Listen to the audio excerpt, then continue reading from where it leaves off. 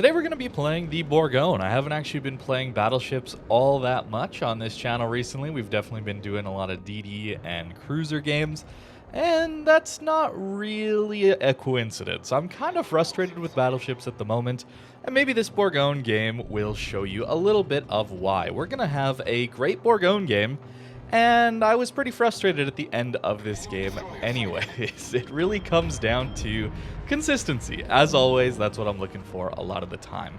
And it's difficult to make plays or judge how well I'm doing in a match if my ship isn't all that consistent. Bourgogne, of course, one of the better steel ships available. I think everyone is pretty much in consensus on that. Bourgogne, Stalingrad, if you want a destroyer, I guess it's Ragnar. But if you're looking for the better picks, it really does come down to Bourgogne and Stalingrad. There is Gato, and there's also the FDR if you're into carriers and subs, but I'm mostly focused on surface ships in this channel. This Napoli here reversing fairly broadside, I would say. And, well, there we go. That's, welcome to this match, guys. Buckle up. Bourgogne is a great ship, though. It really is. The reload booster and just the decent maneuverability and speed combined with a reasonably accurate battleship is going to give you opportunities to get a lot of damage and have pretty high impact games. And having this reload booster tends to help you if dispersion does say no. It allows you to pop it and have another salvo within 10 seconds, which is pretty nice, honestly.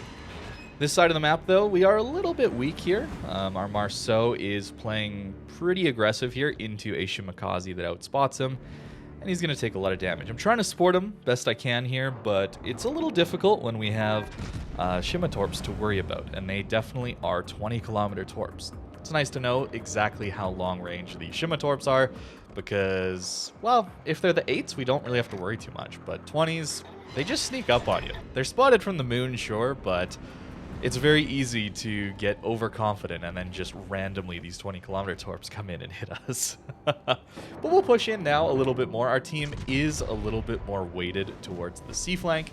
That's fine. We're going to play a little bit more passive to start. Bourgogne, of course, having 32 millimeters of armor everywhere does mean we have to be a little bit careful around ships like Yamato. Something like a Yodo, assuming he has IFAG, would be pretty terrifying as well, assuming they're going to land their salvos into us. It's a lot of HE damage, potentially.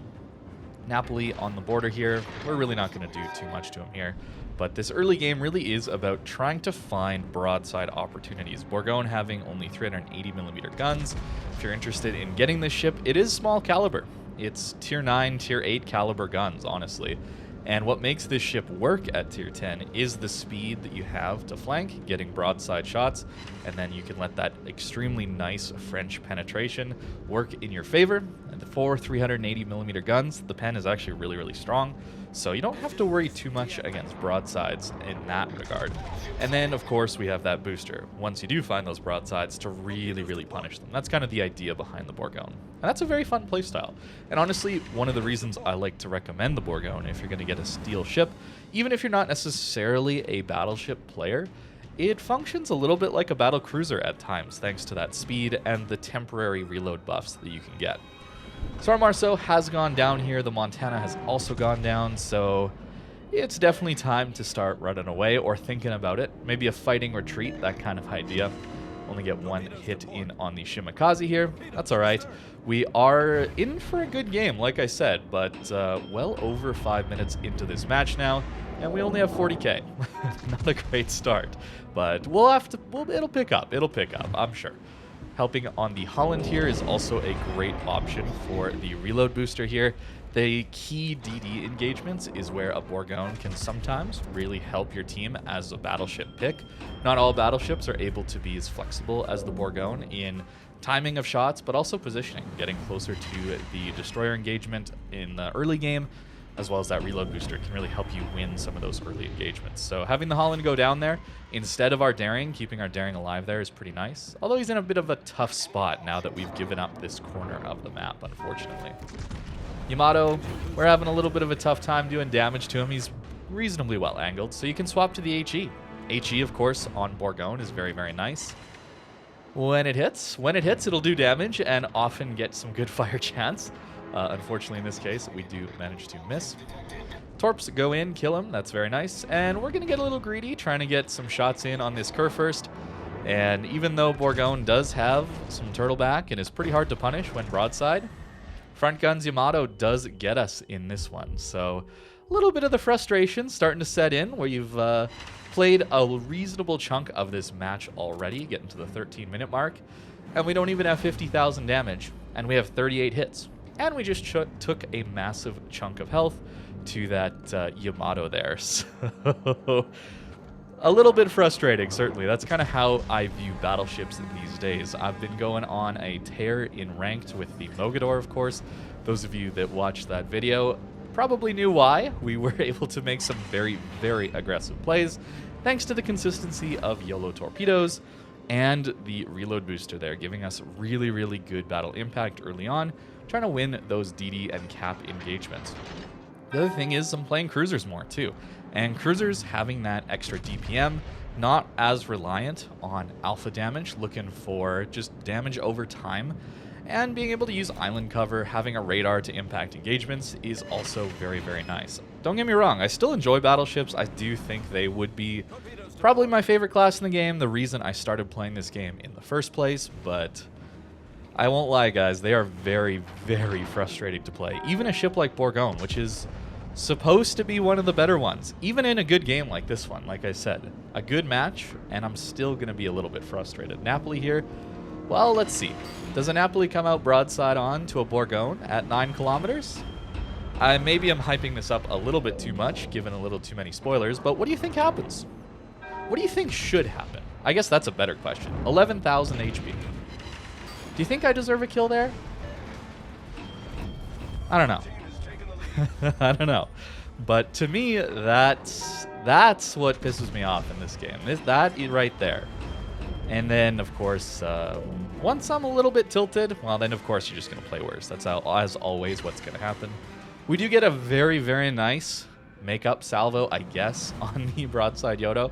So far, the only one I've really been able to actually damage significantly this game is actually that poor Yodo. So from the Yodo player's perspective, Bourgogne's looking pretty strong, guys.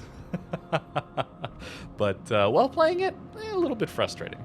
109k now, and hey, 14k on the Kerr first. Things are looking up. We got to get some damage here before the end of this video. We got to hurry up, as always. Shimakaze here getting into a fight with a Daring. Again, hoping to use our guns here to impact this fight. He's still going to reverse just a little bit, smokes up. And 12 guns. We only hit 2. Shimakaze is a pretty small ship, but pretty atrocious dispersion there. We're trying to use this island here as cover from the enemy team, who actually has one on the sea flank. They're pushing through, getting the sea cap. Trying to limit the firing angles, always good practice. These islands aren't just useful for cruisers. It's one of the reasons that it's really good to actually play all classes. You can kind of learn what islands to be using as a cruiser player, and then translate that over to destroyer or battleship play. That can be a very, very good way to get better at reading the map control, positioning, that kind of thing in all classes. A little more high stakes in a cruiser that can get deleted, but it can certainly help you in a battleship.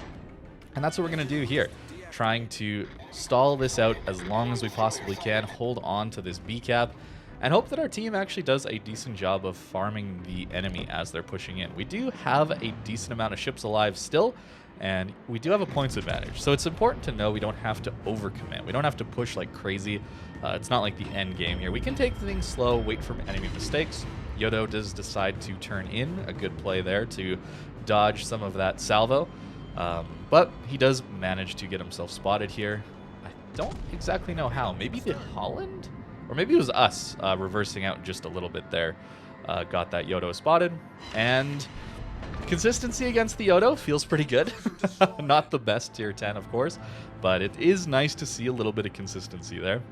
Jumping forward a bit, they do have control of 3 caps now. But again, it's important not to panic in these later game scenarios. Notice that we're still way ahead on points. Sure, they got triple cap, but we don't actually have to rush in or take big risks. So again, trying to limit who can shoot at us, not allowing the Slava or the Conqueror angles into us, and trying to isolate on this Montana. It's pretty basic, but it does get the job done very effectively. Montana is showing just enough cheek that we can get some decent full pens in. It's possible to Citadel, but very unlikely. So we'll take some 10,000 damage salvos there. Reload boost definitely helping us out. I hope to finish off the Sevastopol here, trying to help our DDs stay alive, as well as protect my broadside as the Kurfürst does come out. Got to turn our guns for that. Hopefully we can help take him out before the secondaries kind of tear us up. Team does manage to finish off the Sevastopol finally, and we're going to turn into this Kurfürst now. Notice now that we're on 100 hits, over 100 hits now on 180,000 damage.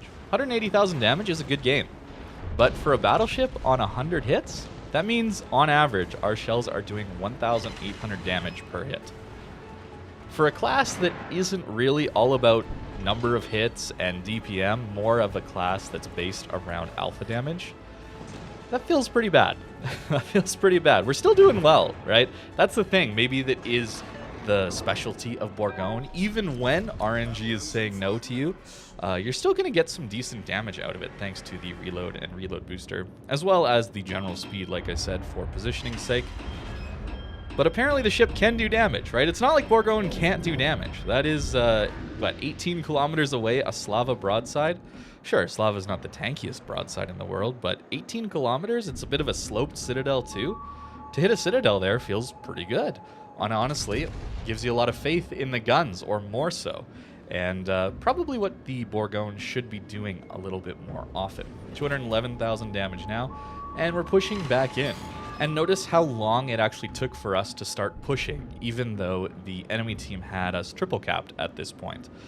It does take a while to gain the caps back, but even under a triple cap, they were pushing in very aggressively, and we just focused on taking them out. And that points differential is still there. The enemy team still didn't manage to catch up on points. They pushed in to get the caps, which of course they did have to do, but maybe overcommitted just a little bit. There's our high caliber and Confederate. Like I said, this is a really good game. 231 so far is awesome, but hopefully you can kind of see where I'm coming from when I say this is a bit of a frustrating match to play, as I would like to see a little more damage in specific areas. Less against angled ships, don't really care about that damage quite as much as I do against the flat broadsides. Those ones are especially painful for us. And right here at the end of the game, as we're capping the, what is this, B cap here, get a nice shot into this Slava broadside again, but this time we do 7,000. And then we get citadeled and lit on fire in return there. Yeah, just a nice little way for the game to say, nope, you're not going to have a good time today. But yet we still had 250,000 damage, right? It's such a weird feeling to have this much damage and feel like we did quite a bit this game, trying to help our team win, and yet to still be frustrated at the end of it. Surely this time, though, the Slava turning broadside again, we do take him out, right? Right? Probably I should have taken him out. I think we can all agree on that, you know? It's these little salvos here and there that really, really frustrate me. And I know I should be more focused on the bigger picture and how the whole battle went, but it's very difficult for me to set aside and ignore some of these just atrocious dispersion salvos where RNG just says no to me. It's very, very frustrating, I gotta say, guys. And that's probably why I tend to look at the Battleship class as one of the worst in the game, because I just value consistency so highly, and I find it very difficult to make plays based on that. And again, look at that. Even just watching this back, I'm getting a little frustrated. So I do apologize if it's a little bit too focused on the negative side of this game, because 270,000 damage and a win is a very good match by all accounts, honestly. But it's just hard for me to look past those just abysmal dispersion salvos. They're just very, very, very frustrating. But I think that's quite enough of me complaining about dispersion. Let's talk about the commander build that I think you probably want to be running on the Bourgogne. I really, really like this one right here. Making sure we take concealment, fire prevention, emergency repair expert, just ways of keeping us alive a little bit more, basic survivability, adrenaline rush giving us reload, and then grease the gears or brisk are both very, very strong. You can even think about vigilance, but I really like grease the gears since this is a ship that likes to play around with concealment, maneuverability. You're constantly using your rudder, speed boost, propulsion to dodge, and sometimes that means you're swapping your turrets over to the other side of your ship, or targets are coming up that are a high priority on a different side of your ship than your guns are pointed at, and it's really nice to have the extra turret traverse to allow you to impact those engagements. Gun feeder, I think, is pretty necessary on a ship like this with low caliber guns and pretty solid HE. I promise it is good, even though I didn't really use it much in this game to any good effect. It's nice to have that option of switching shell type relatively quickly. Of course, we're going with reload mod, concealment, and I'm actually running steering gears here. I find in the situations where I need to have good acceleration to dodge incoming shells, torpedoes, or just get away, probably I'm going to have my engine boost available. Not always, but the idea is I'm trying to use my engine boost as a defensive tool in that way. So I'm going to save it for those opportunities, allowing me to take steering gears here. And that gives us a 13-second rudder with a pretty quick ship, especially with this 15% speed boost. So Bourgogne becomes a very difficult ship to hit in those circumstances. Aiming systems, of course, even with that, obviously you're not guaranteed damage when people go flat broadside to you at 9 kilometers. I'm sorry, I did say enough of that. I'll stop. Engine boost mod here, very nice to extend the duration of that engine boost. And main armaments mod 1, trying to keep those guns alive. Bourgogne, of course, is very good, and it's showed in this game. It gets a lot of damage, helped our team win that one, and probably is one of the better picks for steel. But again, it's still a battleship. There's still going to be frustrations with it. So let me know what you think in the comments down below. Thank you very much for watching, and I hope you have a great rest of your day.